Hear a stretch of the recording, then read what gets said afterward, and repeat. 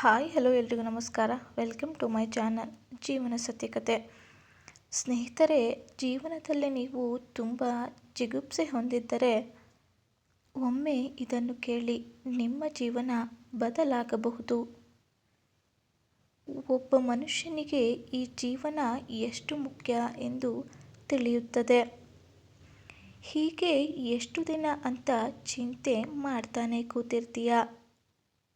ನೀನು ಹೀಗೆ ಚಿಂತೆ ಮಾಡ್ತಾನೆ ಇದ್ದರೆ ನೀನು ಬದಲಾಗೋದು ಯಾವಾಗ?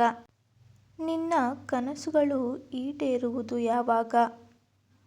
ನೀನು ಯಾವಾಗಲೂ ಸಂತೋಷವಾಗಿರಬೇಕು ಅಂದರೆ ನೀನು ಚಿಂತಿಸುವುದನ್ನು ಮೊದಲು ಬಿಡಬೇಕು. ಈ ಚಿಂತೆ ನಿನ್ನ ಭವಿಷ್ಯವನ್ನು ಕಿತ್ತುಕೊಳ್ಳುತ್ತದೆ. ನೀನು ಈ ಪ್ರಪಂಚಕ್ಕೆ ಬಂದಿರುವುದು ಕಣ್ಣೀರು ಹಾಕುವುದಕ್ಕಲ್ಲ, ನೆನಪಿರಲಿ. ಚಿಂತೆ ಮನುಷ್ಯನನ್ನು ಚಿತೆ ಕಡೆಗೆ ಕೊಂಡೊಯ್ಯುತ್ತದೆ.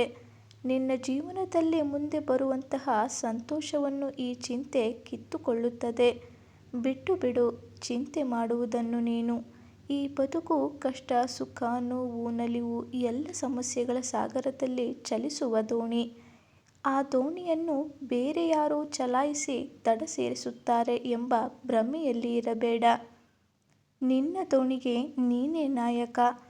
ಜೀವನದಲ್ಲಿ ಯಾವುದೇ ಕಷ್ಟ ಬರಬಹುದು, ಅದನ್ನು ಎದುರಿಸುವ ಶಕ್ತಿ ನಿನ್ನಲ್ಲಿರಬೇಕು. ಕಷ್ಟಗಳಿಗೆ ಹೆದರಿ ಪ್ರತಿದಿನ ಚಿಂತೆ ಮಾಡಿ ಕೊರಗುವ ಬದಲು ಹೂವಿನಂತೆ ಅರಳುವುದನ್ನು ಕಲಿಯಬೇಕು.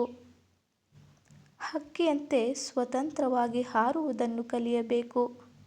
ನಿನ್ನ ಕಹಿ ನೆನಪುಗಳ ಬಗ್ಗೆ ಯೋಚಿಸಬೇಡ. ಈ ಪ್ರಪಂಚ ಹೇಗಿದೆ ಅಂದರೆ, ನೋವು ಅವರಿಗೆ ಆದರೆ ಮಾತ್ರ ನೋವು, ಅದೇ ನೋವು ಬೇರೆಯವರಿಗೆ ಆದರೆ ಅದು ಅವರ ಹಣೆಬರಹ ಅಂತಾರೆ. ಕಷ್ಟ ನಿಜಕ್ಕೂ ಕೆಟ್ಟದಲ್ಲ. ಅದು ನಿನ್ನ ಮುಂದಿನ ಹೆಜ್ಜೆ ಹೇಗಿರಬೇಕು ಅಂತ ತಿಳಿಸಿಕೊಡುತ್ತದೆ. ದೇವರು ನಿನಗೆ ಕಷ್ಟ ಕೊಡೋದು ನೀನು ಹೀಗೆ ಕಷ್ಟದಲ್ಲಿ ಮುಳುಗಲಿ ಅಂತ ಅಲ್ಲ.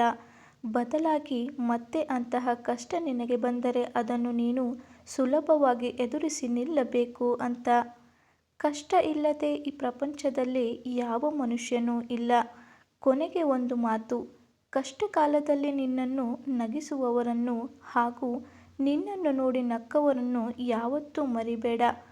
ಒಬ್ಬರು ನಿನ್ನ ಜೀವನದಲ್ಲಿ ಭರವಸೆಯನ್ನು ಮೂಡಿಸಿದ್ದಾರೆ, ಇನ್ನೊಬ್ಬರು ಬದುಕುವ ಛಲ ಮೂಡಿಸಿದ್ದಾರೆ. ಜೀವ ಚಿಕ್ಕದು, ಜೀವನ ತುಂಬ ದೊಡ್ಡದು.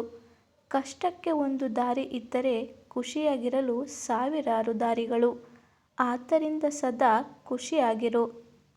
ನಿನಗಾಗಿ ಮತ್ತು ನಿಮ್ಮವರಿಗಾಗಿ ಬದುಕು. ನೋಡಿದ್ರಲ್ಲ ಸ್ನೇಹಿತರೆ, ಇದಾಗಿತ್ತು ಇವತ್ತಿನ ವಿಡಿಯೋ. ನಮ್ಮ ವಿಡಿಯೋ ನಿಮಗೆ ಇಷ್ಟ ಆದರೆ ಒಂದು ಲೈಕ್ ಮಾಡಿ. ನಮ್ಮ ಚಾನಲ್ನ ಇನ್ನೂ ಸಬ್ಸ್ಕ್ರೈಬ್ ಮಾಡ್ಕೊಂಡಿಲ್ಲ ಅಂದರೆ ಈಗಲೇ ಸಬ್ಸ್ಕ್ರೈಬ್ ಮಾಡ್ಕೊಳ್ಳಿ. Thanks for watching.